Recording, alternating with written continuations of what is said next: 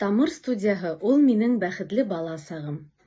Мин бәләкәй саҡта тәтелдә инем һәм әсәйем менән йыш ҡына уның эшенә йөрөй торғайным телевидениеға. Бер заман Луиза Азаматовна Фаршатова мине тотоп алды ла коридорҙа. Әйҙә лә, Айгөл, белгән әкиәттәреңде һөйлә әле, тине. Мин уға рәхәтләнеп, ҡыуанып әкиәттәремде һөйләнем. Ә ул мине шым ғына магнитофонға яҙып алған булған. Шунан үҙемде радионан ишеттем.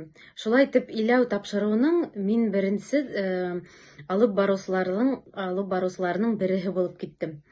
Онда тағы Жәлил, Азат бергә йөрөй торғайныҡ. Иләү тапшырыуын алып бара торғайныҡ бергәләп. Унан һуң сәңгелдәк тапшырыуы булды. Минуэт тигән тапшырыуҙа ла мин ҡатнаштым бик күп. Яңы йыл съемкаларында иҫкә алам.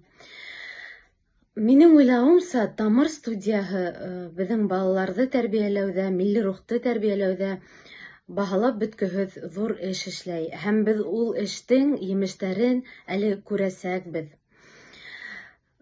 Тамыр студияһында эшләгән һәр бер хеҙмәткәр менән мин һоҡланам. Һәм үҙем дә шунда ҡатнашҡаным менән ғорурланам.